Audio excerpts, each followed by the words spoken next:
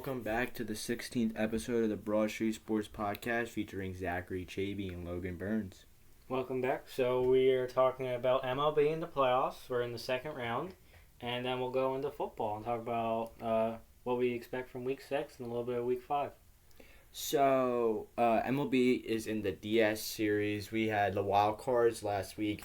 Every series was a sweep with Tampa Bay losing to Texas in 2 games. Minnesota sweeping Blue Jays, which I had that series going to 3. Arizona sweeping Milwaukee, and then the Phillies sweeping the Marlins. Sorry. Yeah. What are your thoughts on the wild card series? How they were played and the excitement of the series overall? That was probably the quickest wild card series, the quickest wild card I've ever seen in any sport. That went really quick. All the teams for sure got their job done and moved on. It's a little bit different now in divisionals. There's a lot of teams. A lot of teams are tied. Some are winning. I know currently the Rangers are winning against the Orioles, which kind of surprised me a little bit. Yeah, that series could end tonight. Yeah, it really could. Which right now, in my opinion, the Rangers are the best team in the playoffs right now, overall performance. Because they dismantled a Tampa Bay Rays team that's always plays better in the postseason, gave them no shot whatsoever. And they're doing this without Scherzer or DeGrom, which makes it even scarier. And this Texas team, they win tonight, they're relaxing, and all these other teams still have to play while they get good rest time after having to play in the wild card. They're right. Them and the Braves are right now, top of the top right now after what they did last night. I mean, really, the only two that are leading in the playoffs right now, or at least in their matches, is the Rangers and Diamondbacks. They're the only ones that are 2-0. Everybody else is tied. The Diamondbacks, they're a young and upcoming team, and they're just doing this after not being in the playoffs for how many years? It's actually crazy. They have so many young guys that are producing like crazy. Yeah. It's just good to see, and get them this playoff experience, get them that winning environment is going to help down the road when they pretty much are going to when they'll be when they'll be in their prime, and then they'll be able to do this way more with a higher standard and do it more efficiency, not have to worry. Yeah. I mean, I don't know. They're looking good. I definitely misjudged them. I'm not going to lie. I didn't think they were beating the Brewers, let alone scoring. But, let's hope that the Dodgers come back, because right now I was scared to play the Dodgers. But now it looks like the Dodgers are about to get knocked out. Moving on to the Phillies-Braves game. Everything that happened in Game 2, all of my worst fears happened in Game 2. Mostly pitching. That was pretty much my worst fear. Hoffman, thank you. Just all around hell of a pitcher. Love to watch that. It's just they had the opportunity against Atlanta where it's you're up 4-0. You're up 1-0 in the series. You have all the momentum. The Atlanta crowd is quiet. You are in complete control, and you just roll that type of game away to a team that won over 100 games. You can't do that in the playoffs. Yeah, I mean, I understand, because Wheeler had a really good game, and towards the end, he was working at a no-hitter. I really hoped he got the no-hitter. He didn't, but it was just I understand leaving him in for the no-hitter, because they left him in until, the 6th inning? The 7th. 7th? Which everybody should have said he should have never came out for the 7th, which I could agree with. I think he should have been taken out immediately after the Matt Olson hit. I can understand, you want to let him work for the no-hitter, but it's just after that, take him out, because at this point... Exactly, because then he gave up the home run to Darno. Yeah, there's a reason he gave it up, so it's just he's losing control. You might as well just let him rest up, because if we do beat the Braves, we're definitely gonna need him against either the Diamondbacks or the Dodgers, whoever the hell wins that. Oh yeah, that's gonna. I wouldn't be surprised if the Dodgers. I think they're gonna take this series to 4 games. Yeah, it's just it's gonna be interesting to see if the Diamondbacks sweep, that's gonna be something to see for sure. Yeah, and then series we haven't talked about yet, which has been very underrated: Twins and Astros. Astros completely dominated Game 1. Twins still kept it close, though. But then the Twins dominated the next night. Pablo Lopez had a great night. And then right now they're playing right now. The Astros are up 4-0. But what I've learned from the Twins so far nothing is not possible with this team. They can make any comeback. They can really do anything. They're like, it's so weird because you out of that AL Central division, you don't expect nothing. The team that always gets to everyone, the team that always wins the division in that conference, or like in that conference, always gets eliminated in like the wild card, or like if they make it past one round, they get like destroyed the next round. But I mean, they're putting up a good fight with the reigning world champs. Yeah. Anything you like to say about them? Fuck the Astros. Moving on. Yeah, I mean, I'm excited. Especially, I always like baseball playoffs because it's like they don't have that time crunch like most sports do. They don't have to worry about a clock. I mean, besides the pitch clock, but I mean that's something different.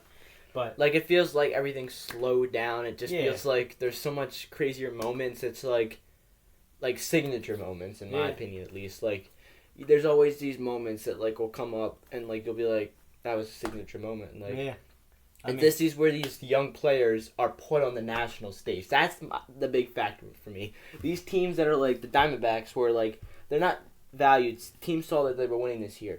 Guys like Corbin Carroll, who has been a beast so far as a rookie, he's put himself out on the map. Like, he is a beast. And they got other young guys like Ketel Marte, but they also have veterans like Lourdes Gurriel, Evan Longoria, Christian Walker. And then that pitching rotation is disgusting, especially with the top two, Zach Gallen and Merle Kelly. Yeah. That's a really good team right now. And they're tough to stop. I wouldn't say they're the best team, but they're definitely the hottest team right now. Yeah, they are. Like, they're going with a reference to Arizona, they're like flaming right now, I guess, like since it's so hot in Arizona, and they're so yeah. I mean, I don't know. I'm really hoping the Phillies are able, because we're going back to Philly, so I find it hard to believe to lose Game 3. We shouldn't have lost Game 2. That was just, I don't know what Ron Thompson's doing. I love Ron Thompson, but he makes some horrible managerial decisions. That was rough. I don't know why we leave. Like, I understand leaving him in for leaving in Wheeler for the no-hitter, but it's like, as soon as you lose that, take it out. Exactly. And then how do you take out Alvarado in that situation? I can kind of understand it a little bit. Alvarado, he throws the ball so hard that he can only last 3 pitchers. That's who he pretty much pitched to. It's hard to leave him in but like, an inning and a half. The way he dominated, like, Michael Harris, I would have kept him in for Acuna, then taken him out. Yeah, I guess you're right. Like, Hoffman, don't get me wrong, like, I was mad at him in the moment, but I don't put blame on him. He's not that was a horrible decision by the time. So you don't put that type of guy in that type of situation. It's too much stress for a guy who's not as good as compared to the other relievers we have. Yeah, we had better guys you could put in. You probably could have. I would even put in Craig Kimbrell an inning early. I guess. Yeah. I don't know, because you could definitely say you can't he hasn't been the best trustworthy pitcher so far, but it's Craig Kimbrell. He's not even that. It was just like, if you put Kimbrell in, it's like, who do you put in after that? Exactly. Because it's like, it's rough. Because usually if we put Kimbrell in early, we usually put like Alvarado in. I know we did that once, or like maybe Kobe. Kobe. Oh my God, I hate that guy. Yeah. He sucks. Yeah, well, that's our bullpen right there. Yeah. You got to deal with it. But it's just like, after Kimbrell, that's kind of rough too. Because if you put Kimbrell, and then you're probably going to put Hoffman in, since he was obviously on their list to play. But it's like, you probably could have put in Strahm, but. Yeah, what are you gonna do about it though? Hopefully they can wake up at the bank, and like they could definitely still win this series. But going back to Philly, possibly up 2, would have been really nice. And I think we won last night. The series is over in 3 games. Yeah. Because like, firing on all cylinders, this team, it's unstoppable. But like, I feel like guys stepped up last night, got hits, but they didn't step up further to like getting the runs home. We had a lot of hits. And a lot of walks, a lot of guys on. Like, everybody got on at least once. It's just we had barely any runs to show for it. 4 runs in the regular season may get you, like, you might squeak out a win. The postseason, the intensity's, like, completely changed. Like, teams, I was saying this. Atlanta, they were not going to get shut out again. They're too good of a team where you needed to, I like, when they were scoring those runs going up 4-0, I was like, come on, keep piling on, because Atlanta's got to come back strong. And that is exactly what they did. Yeah. But the Phillies didn't want to respond. It looked like after Atlanta was starting to, like, come back, like, they just They just stopped caring. Like, gave no effort whatsoever. Yeah, I mean, I don't know. I'm happy we at least split in Atlanta. Yeah. Because it's like having winning at least one in the way mentality is always good mentality to keep, especially from last year. Very good. Yeah, it's very good for the Phillies. I mean, I was happy to win Game 1. I kind of did expect that. I kind of figured we would split, win Game 1, and then lose Game 2. This is the best series right now between two teams, I think. Yeah. I've been saying this to everybody, and I wouldn't even be surprised. I think whoever comes out of this series not only gets the World Series, but wins it. The World Series is coming out of the National League this year. I'm telling you right now. Yeah. Well, it's either the Phillies or the Diamondbacks at this point. Yeah, I don't know. You got any more to say about baseball? No, I'm just looking forward to these division series, looking how they turn out. But then the real show gets on when that CS comes, so it should be interesting to see. Before we move on to football, just a quick disclaimer. Hockey kicks off tonight. They got a triple header on ESPN, so we'll be talking about that more as the season's more in the swings and every team is back into it. And then NBA has kicked off their preseason, so can't wait till they get back in the regular season. So now we're gonna finish off with some football. We'll talk about the 3 best games from the week. So one game I want to talk about in particular is what out of the 3 I find most intriguing? Oh, the Bears versus Commanders. That Thursday night game. That is not what I expected, especially from DJ Moore. This guy, I mean, he's made his impact, and I can officially say, like, it wasn't a bad trade by them. He's a beast. Yeah. Anything you want to say about that game? I mean, I can't say I watched very much of that game. Monday Night Football, I didn't expect much from Thursday? that. Thursday Night Football, I didn't expect much from that matchup. That's kind of lousy. But, I mean, good for them. The Bears finally realized how to be a football team. Congrats to them. And Justin Fields had another good week. So yeah, Justin Fields did. I just want to see how they respond this week against the Vikings. If Justin Fields played well again and DJ Moore does play well again, then it will be discussion for sure. Yeah. Just as the Bears. I think with Jefferson being out, the Bears could possibly take over second place in this division because Packers and Vikings, they're on the decline right now. Their rosters are just with so many questions. So are the Bears, but like the Bears actually have some promise. Yeah. It's just like, we'll have to see though. And then, this is not a game I want to talk about. I just want to mention the score: Saints versus Patriots, 34-0. I can officially say that Mac Jones is terrible and was a bust draft pick, and that Bill Belichick. People might hate me saying this. I think Bill Belichick is nothing without Brady because he's had one winning season since Brady's retired. So. Yeah, I think Bill Belichick's gonna retire after this season. Yeah, because what does he have? He has nothing to gain anymore. Like he's won the Super Bowls, he's had the legacy. Just retire, like at this point. Yep. But moving on, then let's see. We got I just want to talk about this because another good stat game. Bengals Cardinals. That was another great game because Joe Burrow actually played very well for the first time this year, and Jamar Chase, like he said, he's always open. He obviously is like. He's just a guy. Like he's a top 3 receiver in my opinion. Cause like his route running is so good. Like you can't stop it. And then like his ability to like catch these like all over the field, like over the shoulder, like that deep pass he threw to Jamar Chase. That was a beautiful pass by Burrow. Like that was like.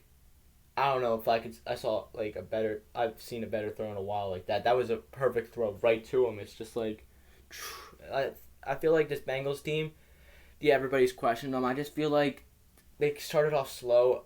We got to see them respond these next couple weeks. I wouldn't be surprised if they're like right back a couple games over 500, but I'm not saying anything right now because they could just go back and lose the next week. So yeah, I don't know. I mean, good for the Bengals. Catch the life. I'm not completely on the train yet. I have Joe Burrow in fantasy, and he's let me down too many times, so he's still in timeout for at least one more week. So. Timeout is crazy. Yeah, so if he does good in week 6, I might start him again. Who knows? You want to talk about Eagles-Rams? Sure, might as well bring it up. Yeah. I'm not really going to talk about the game per se. I just want to talk about the key players in that game. A.J. Brown is a beast. Jalen Carter is a monster. And Hassan Reddick is back. What about Dallas Goedert? Okay, that was the game of his life right there. Yeah, Dallas Goedert. Yes, he did have a good game. I just wanted to highlight those 3 players because they like Dallas Goedert showed up on the scoreboard, showed up on the stat line, but those guys made huge impacts. Hassan Reddick got sacks on back-to-back plays that pretty much ended the game. Yeah. Like, anything you want to talk about particular in that game, or any points you want to mention? AJ Brown proves that he's a beast once again. I think he's by the end of this year he'll be a top 5 receiver in the league. Yeah. Because he's just so consistent. Like. Yeah. Yeah, AJ Brown popped off. I know Jalen Carter, he looked really good. I was proud of the Eagles secondary, honestly. He had 2.5 sacks. Yeah. I expected, honestly though, in the game, I expected it to be more of a shootout. I didn't think our secondary would be able to handle Cooper Kupp and Puka together again. Or, I don't think, no, Puka's never played with Kupp until that was their first game together. Or, actual game together. Yeah, it was. So I didn't think they'd be able to, close them up, because currently those Puka's popping off and Cooper Kupp, like, he's crazy. So I was surprised to see that they were able to shut them down. I'm proud of our Eagles secondary. Our defensive line is good as always. Mm-hmm. They did what I expected. Just a good overall game, and then I really want to talk about just maybe highlight guys that really stood out. Yeah. I mean, there's any other games you want to talk about in particular? Let's talk about Sunday night. How about that? We had the 49ers play the Cowboys. Just something I have to say. Cowboys, what happened? I thought you guys were going to win. Like, how do you guys lose that bad to the Niners? Dak had 3 picks. I hate to say it. Dak is trash. Like, C.J. Stroud's the best quarterback in the state of Texas right now. Mm-hmm. I agree. That, like, Dak, how do you sell that bad? That's all I have to say about Dak. He's proved again and again. He is not a good quarterback, and he should never be trusted. Like, anything you want to say about that game? I just had to get off of my chest. I mean, to sum up a Cowboys season, it's beat up on crappy teams and think you're the hot shit, and then you play a good team, aka the Niners, and realize you are shit. So, what do you think what does this show for you? How they played against the Niners? How do you think that this will reflect against Week 9 against the Eagles? I mean, it looks the same. I mean, Eagles, Niners, it's just like the same team, pretty much. The Niners, I guess, are a little bit better. What about the Week 9 game? How do you think this reflects on the Cowboys when they have to come here and play Week 9? They're going to get their ass handed to them. I always expected, like, the Eagles and Cowboys, I always expect to split with them. They lose here in Philly, and then we lose in Dallas. That's what I always kind of expect going into every season, especially this season. Yeah. Because the Cowboys are a good team, but it's just I don't understand what it is necessarily, because it's like they're a good team, but it's just they don't do anything. Yeah, like they got a stacked roster with CeeDee Lamb, Micah Parsons, Tony Pollard. So it's just like I don't understand. For sure, I totally agree. And so that was just a terrible played game. And then I don't know if you saw with George Kittle's shirt. Oh fuck Dallas. I was a sight to see. That was a throwback. Yeah. I did see that. He said, what did he say? Pat McAfee asked him about it. He said, I kind of just had it on. I didn't even realize what it said. Yeah, just, yeah. He's a funny guy, though, that's for sure. Anything else you want to mention about the games this week, or any other points you want to talk about the NFL? No, just Cowboys got their bell rung. That's all I got to say. Yeah. So, Week 6, we'll probably just do a complete pick episode. So, next on Thursday, so, like, be prepared for that. It'll be a short video, but that's what's best for our schedule right now. So, just expect a Week 6 picks video on Thursday. We might add a point or two into that episode. But other than that, anything you want to talk about overall sports at all, or? No, not really. All right.